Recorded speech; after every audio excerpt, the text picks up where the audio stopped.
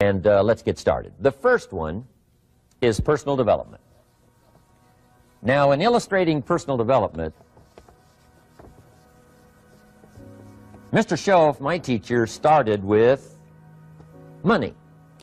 You know, money's not the only place to start in talking personal development, but it's where he started, so let me share the thoughts he shared with me back then. Let me share them with you. Here's the best lesson I can give you on economics. It's very simple. We get paid for bringing value to the marketplace. That's about as simple as I can put economics. We get paid for bringing value to the marketplace. Now, it takes time to bring value to the marketplace. However, we do not get paid for time, so we cross that out. Mistakenly, the man says, I'm making about $20 for an hour. Not true. If that was true, you could just stay home, right, and have him send your money. So that's not true. We don't get paid for time. We get paid for value brought to the marketplace. Now, since that's true, here's one of the key questions of my talk to you today. Is it possible to become twice as valuable to the marketplace and make twice as much money in the same time? Is that possible? The answer is yes. Could you become 3 times as valuable as you might be right now to the marketplace and make 3 times as much money in the same time? And the answer is yes. 5 times, 10 times? Of course. America is unique. It's a ladder to climb. It starts down here, let's say, at $5 an hour, and it keeps going up. Top income last year, $80 million. The guy who runs Coca-Cola. Now, that's a heck of a ladder. That's why everybody wants to come here, right? The boat people are not headed for Vietnam. People haven't plotted and schemed for 50 years saying if I could just get to Poland, everything would be okay. Not true. Everybody wants to come to America. And the reason is because we've got the best wind ever blowing in our favor. We've got the best economic opportunity anybody's had in 6,500 years. And all you have to do is understand it and take advantage of it. Now, there's some key questions to ask here. Why would the marketplace pay someone only $5 an hour? Very simple answer. They're not very valuable to the marketplace. Now, we must underline to the marketplace. This person might be a very valuable brother, yes. Member of the family, valuable, yes.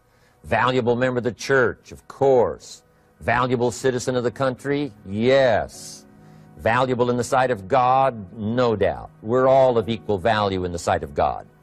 But if you're not very valuable to the marketplace, you don't get much money. You say, well, it shouldn't be that way. Well, then you got to start your own country. You know, this one's been in process for 200 years, and this is the best we've been able to come up with so far. But here's the key. You don't have to stay here. Now, there was a big debate in Congress last year that this $5 was not enough, should be 6, should be 6, should be 6. But we don't need legislation. 6 is already on this ladder. The next step up. You know, if you work for McDonald's, they'll pay you $5 an hour to take out the trash. If you whistle while you take out the trash, they'll pay you $6 an hour. So we don't need that legislation. You just need to take lessons on how to whistle. Have a good attitude. Now, as you begin to climb this ladder, why would the marketplace pay some people $50 an hour? Answer, evidently, they must be more valuable to the marketplace. 10 times more valuable. And is that possible for someone to be 10 times more valuable and earn $50 an hour instead of 5? And the answer is yes. That's what America is all about. Now, why would the marketplace pay some people $500 an hour? Evidently, this person must be much more valuable to the marketplace. That's what's important to understand, to the marketplace. And would the marketplace pay one person $80 million for 1 year's work?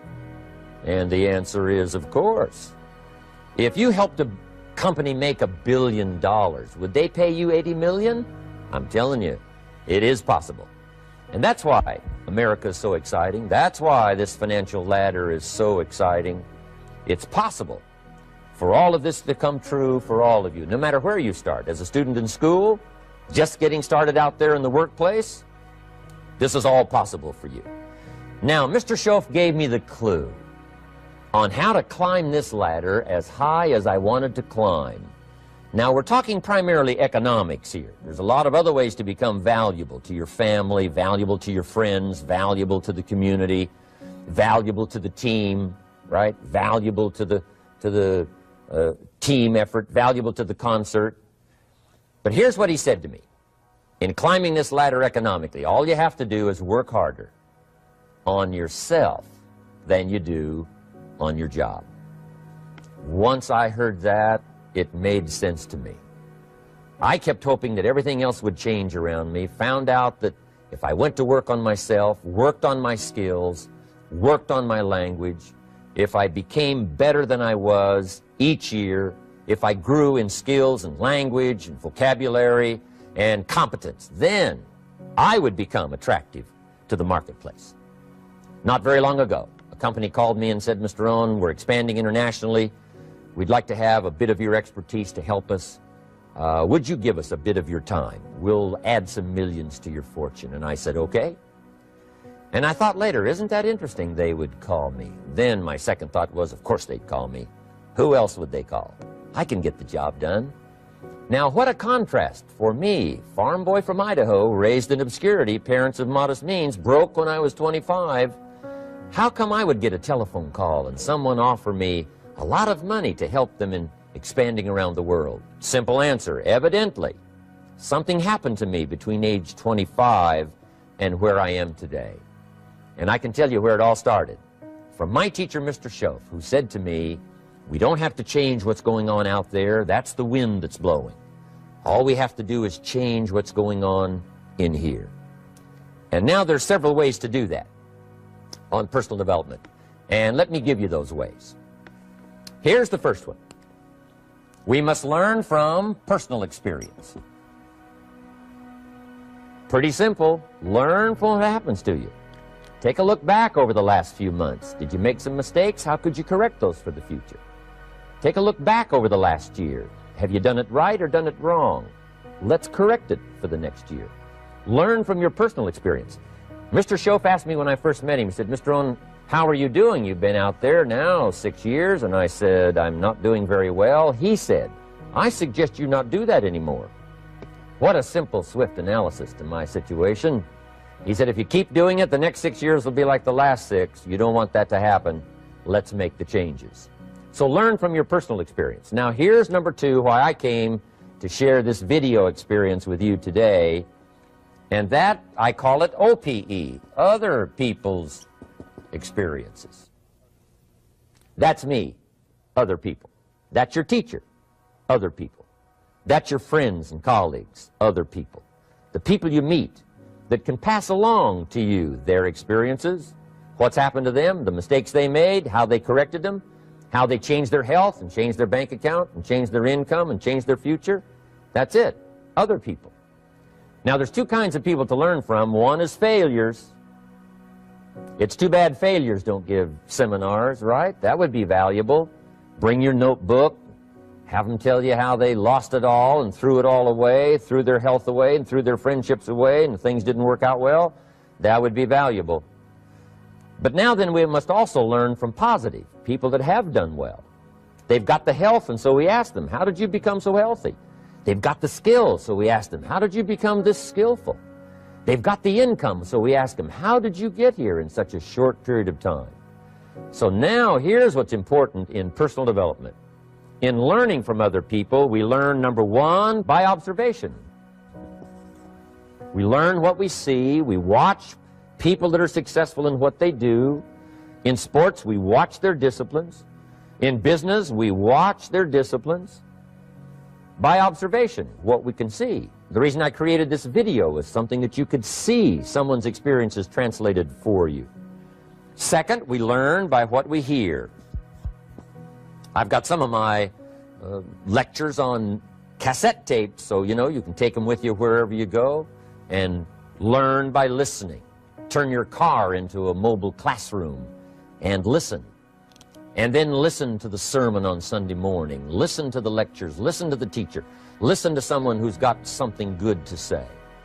And then number 3 is vitally important on personal development, and that is read all the books you can possibly read in your lifetime. Mr. Schoaf got me started on my library. I've got one of the better libraries. Haven't read everything in it, but I feel smarter just walking in it. My library. At least I was smart enough to buy it. Now I got to be smart enough to read it.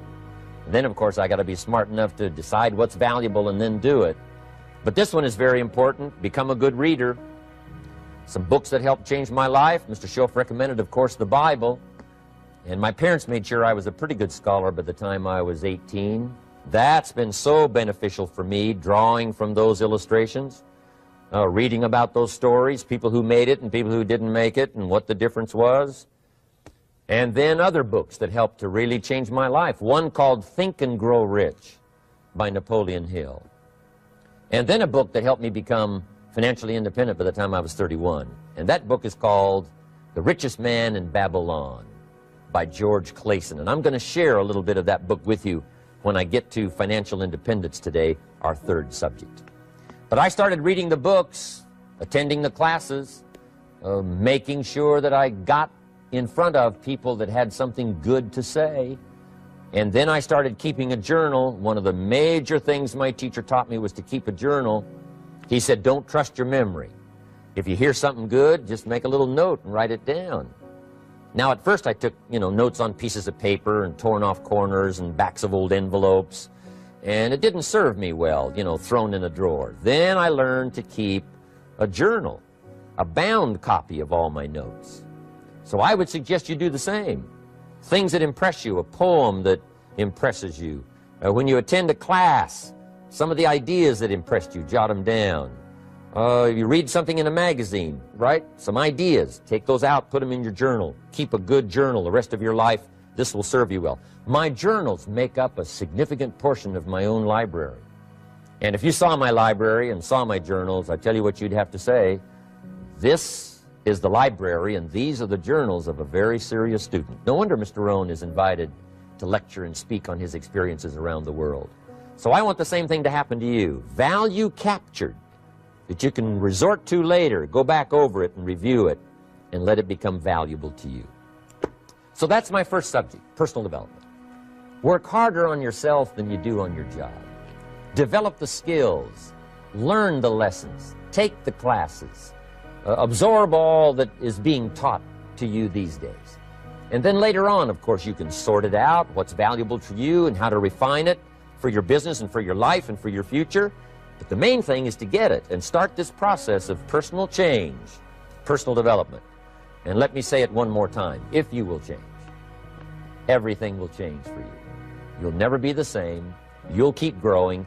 As you look back on a few months, look back on a few years, you won't believe the progress you can make. Economically, your relationship with your family, your friends, and whether you're in sports or economics or whatever, I'm telling you, that whole process of committing yourself for personal change, personal value, can really make your life unique and worthwhile. Now let's cover the 2nd subject, on setting goals. Mr. Schoaf gave me some tips on setting goals that changed my life forever. And I want to share those with you.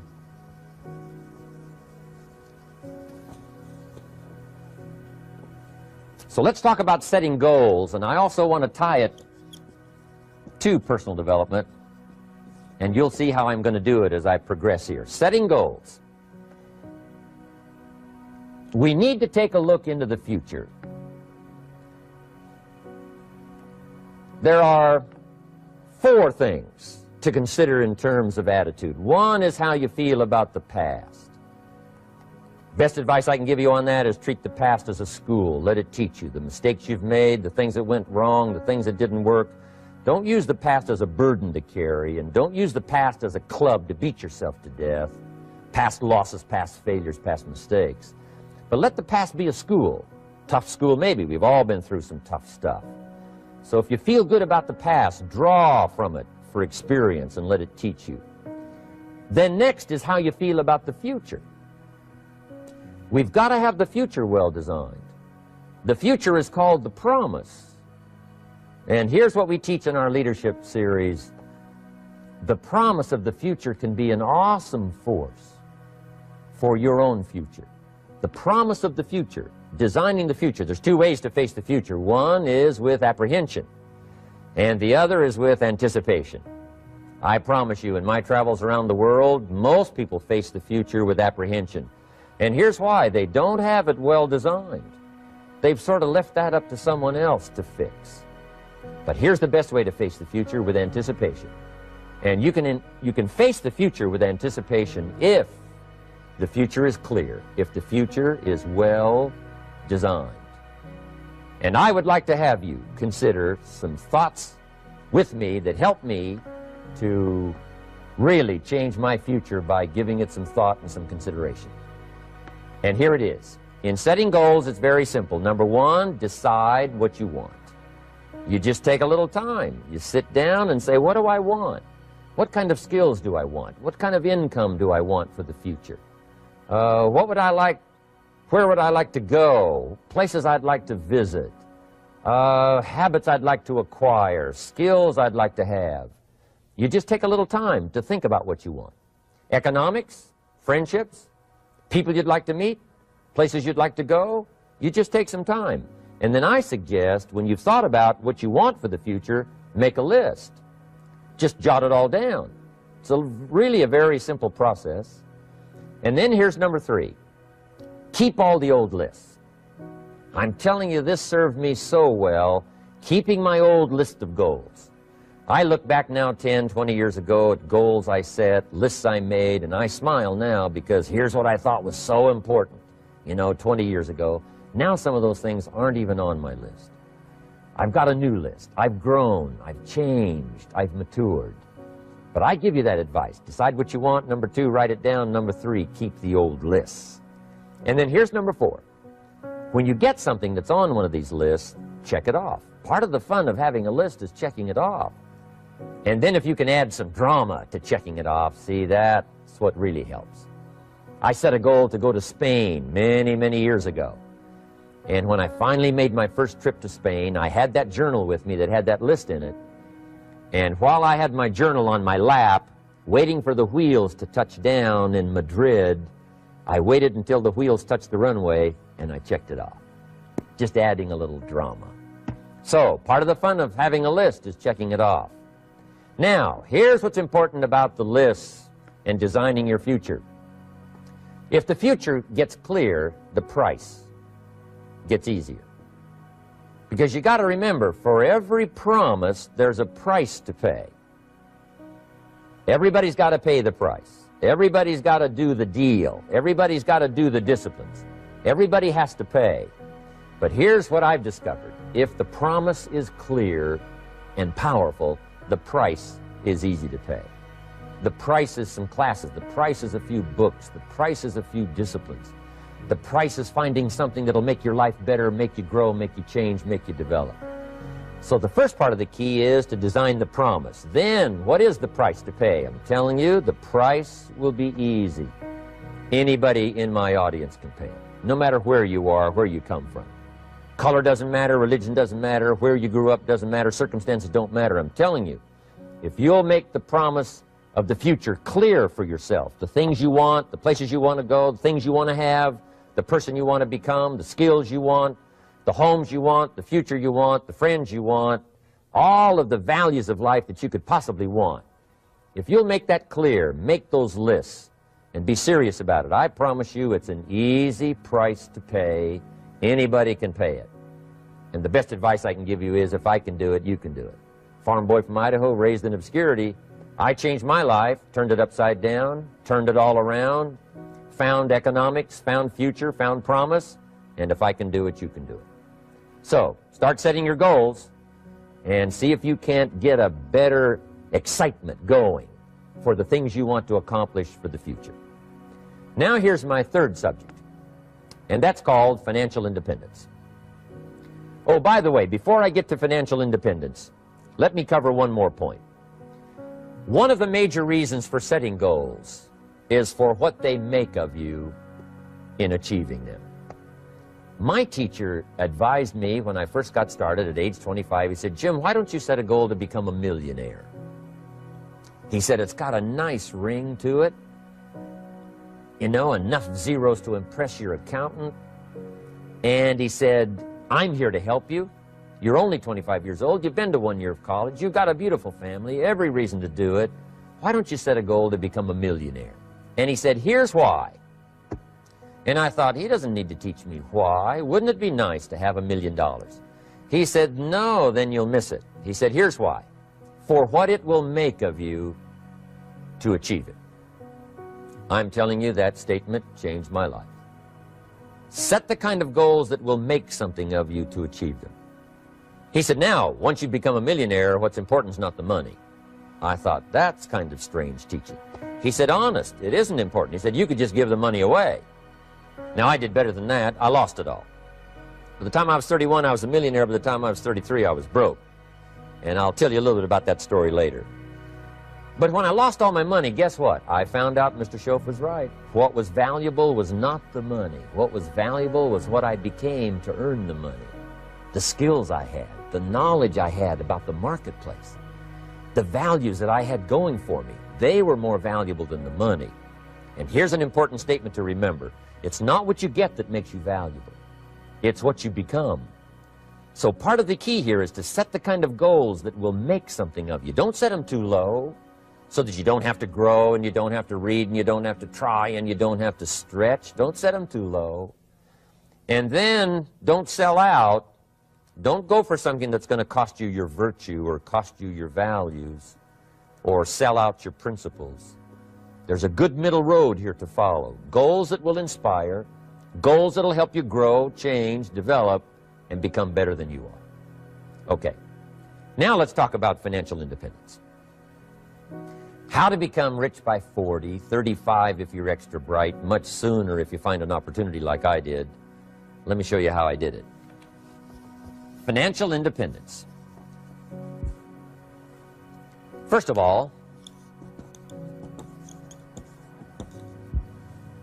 I like the phrase financial independence. Some people are a little bit concerned about using the word becoming rich or becoming wealthy, and I can understand that. I struggled a little bit with this. Is it okay to go for becoming rich, go for becoming wealthy?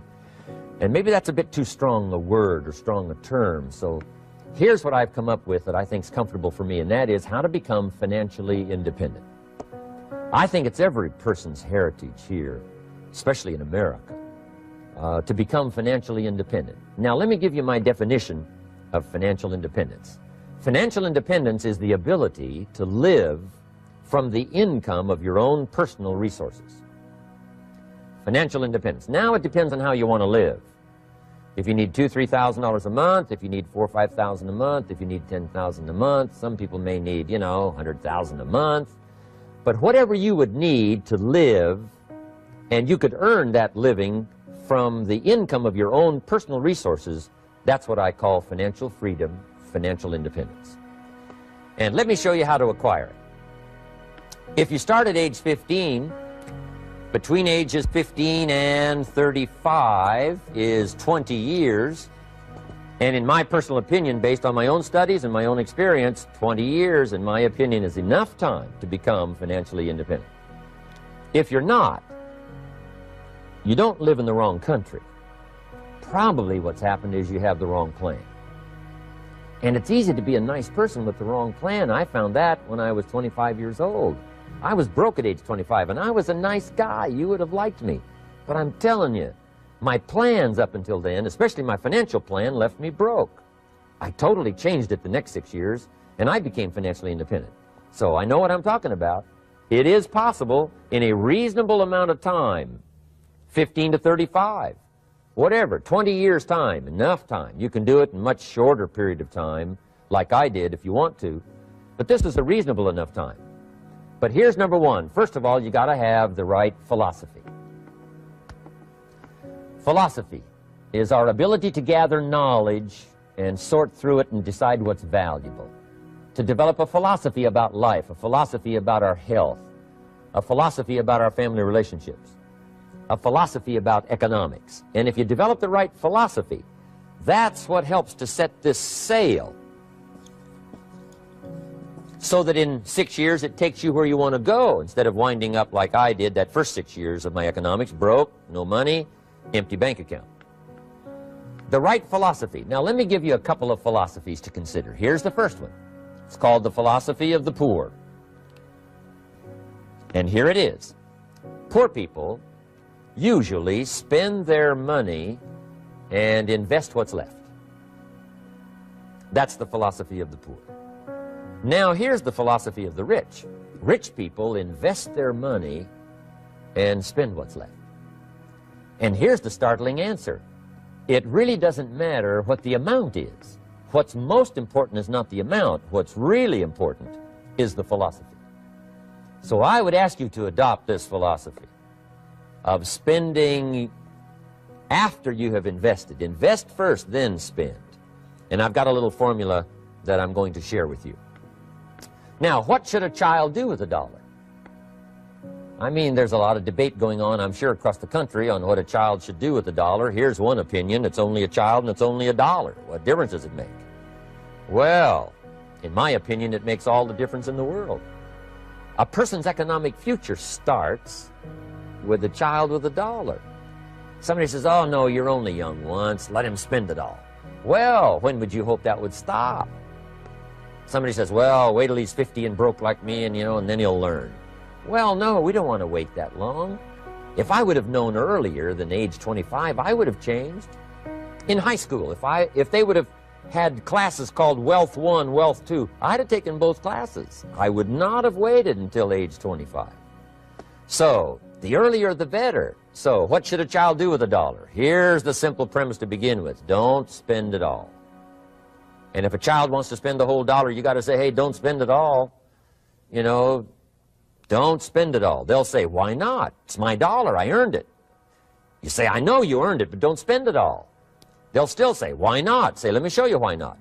So you put them in your car, take them to the other side of town, and show them where people live that spend the whole dollar.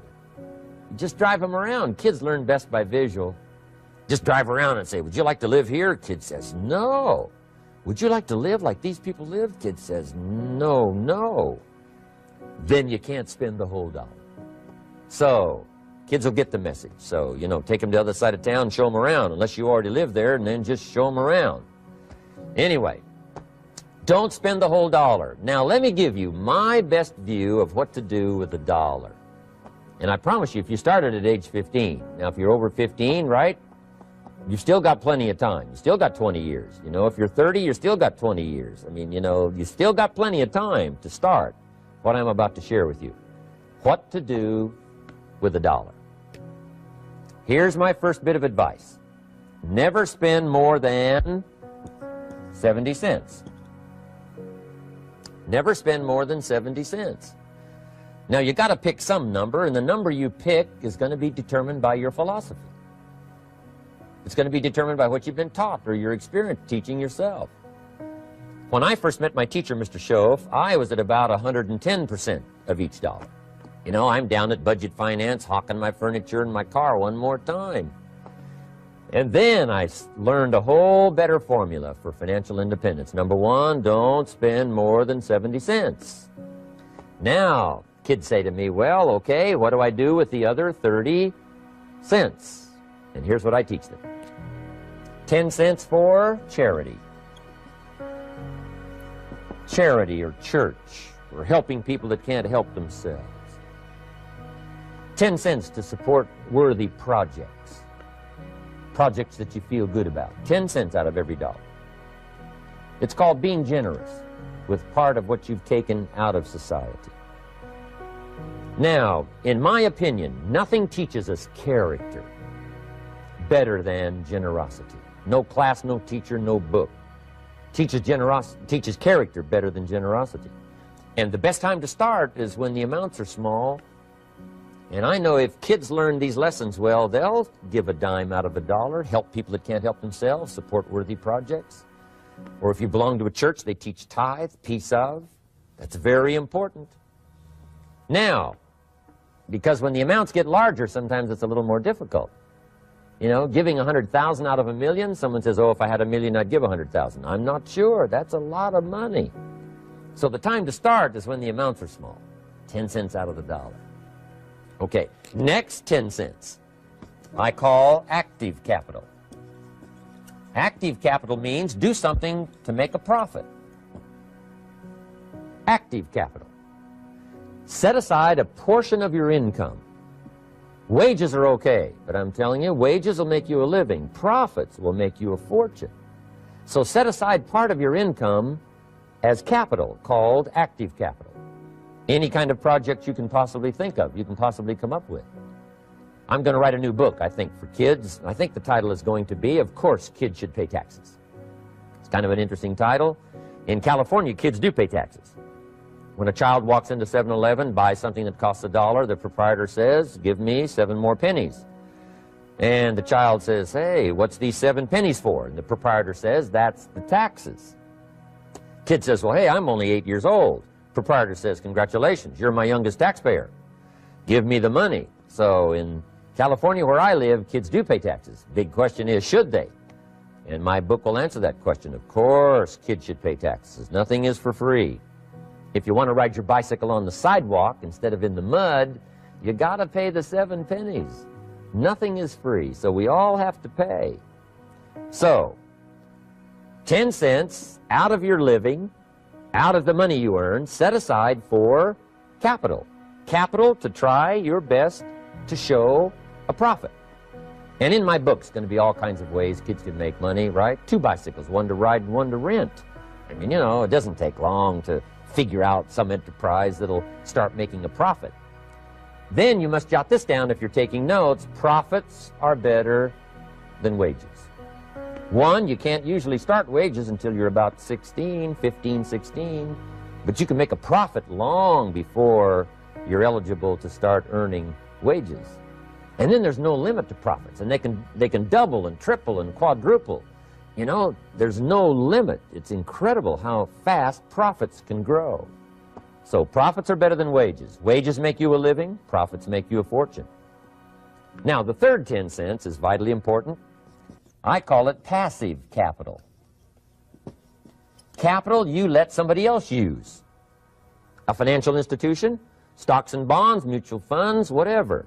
Let someone else use it, you furnish the money, they use it to make a profit, but they pay you for the use of it, called interest.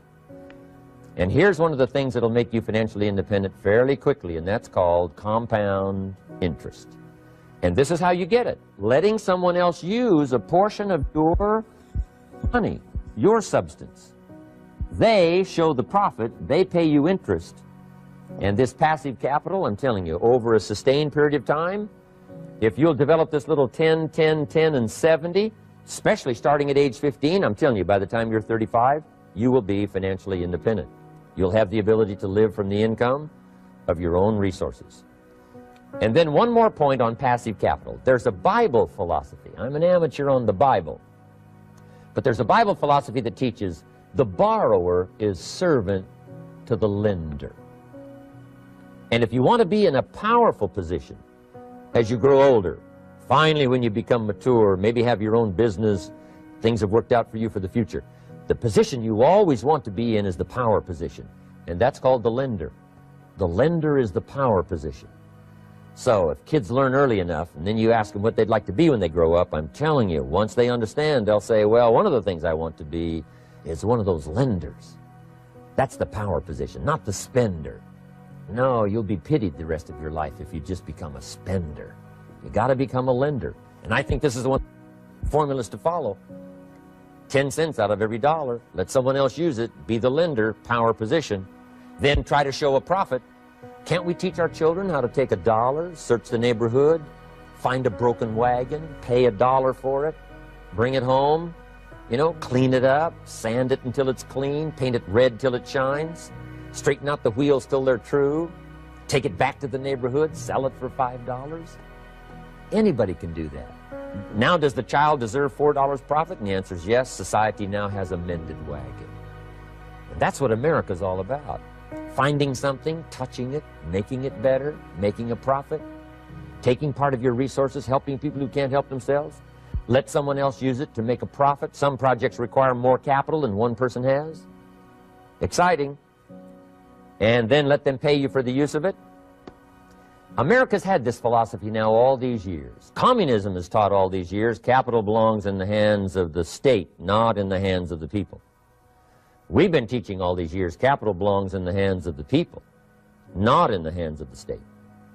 And we turned out to be right. Capital in the hands of the kids, capital in the hands of the people. Enterprises that make a profit, enterprises that grow. It's the hope of our future. So that little simple formula, I hope, will help you. Now, one more key on financial independence, and that is attitude. Attitude. Here's number one. I used to say, I hate to pay my bills. My teacher straightened me out on that. He said, let's see, Mr. Rohn, what you hate to do is pay $100 on an account and reduce your liabilities and increase your assets. I said, well, no, not if you look at it that way. He said, well, it all depends on how you look at it. So wouldn't you love to pay your bills, reduce your liabilities, increase your assets? You got to have that kind of attitude. I found out the same attitude about taxes. I used to say, I hate to pay my taxes. And Mr. Shoaff said, well, that's one way to live. But don't you understand? Taxes is how we care and feed the goose that lays the golden eggs. Wouldn't you want to do your share? Someone says, yes, but the goose eats too much. Probably true. But hey, we all eat too much. We all need to go on a diet. Better a fat goose than no goose. So I finally became a happy taxpayer. Now, I think taxes are too high, so I'm working to get taxes lowered for our economic future.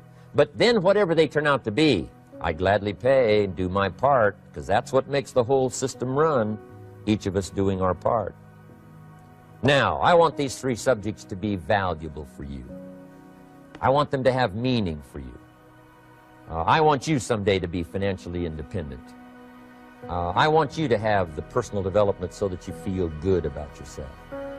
If I had a chance to meet you someday, I'd like to have you show me the list of goals that you got started and say, Mr. Rohn, here's some I've already checked off. Here's the books I'm reading. Here's what's happened. I'm developing the skills. I'm better this year than I was last year. I've got more self-confidence. My skills are developing. That's what I want for you, and that's why I took the time to come and share in this video message with you. I do seminars all around the world, but this is one way that I can reach out and touch you in case you can't come to my seminars, wherever I am. Maybe this video will reach you somewhere, and it'll have an impact on your life. And what I'd like to do is later hear about it, a letter, phone call, or to have a chance to meet you in person. And now I'd like to leave you with these 4 questions, called questions to ponder. These questions were valuable for me, and I want to make them valuable for you. Here's the first one, why? We all ask why we should work this hard, why take that many classes, why go to school that many years, you know, why take the notes, why read the books, why work that hard, why put yourself through the push-ups and the disciplines, why? Good question, why? Best answer to why, I think, is the second question. Why not? Why not see how many books you can read, how many classes you can take, how many skills you can develop? Why not see how valuable you can become to the marketplace and to your friends and to your family? Why not see what you can make of yourself? Why not see how far you can go, how much you can see, how much you can earn, how much you can share? Why not? That's the heritage all of us have, in America especially, is to see what we can make out of our lives now that we've been given this extraordinary opportunity. Now, my third question I'd love to ask you in person. But since I can't do it in person, I want to ask it of all of you. But I want you to take it personally. And my third question is, why not you? Why not you? With good self-esteem. Why not you starting to change and setting goals? Why not you starting to make progress toward financial independence? If I can do it, you can do it. I wished I had a lot more testimonials here today besides mine. A whole steady stream that would come by and tell you their story. Someone who started with nothing, finally run a big enterprise. A mother who was on welfare, now she owns her own business. In addition to my story, I wish I had a lot more. And if all of them told their story, guess how they would probably wind up their story? They'd probably say, just like me, why not you? If we can read, you can read. If we can change, you can change. If we can figure it out, you can figure it out. If we can turn it around, you can turn it around. There isn't anything you can't accomplish. That's what those testimonials would say. And so I want to say it to you personally. Why not you?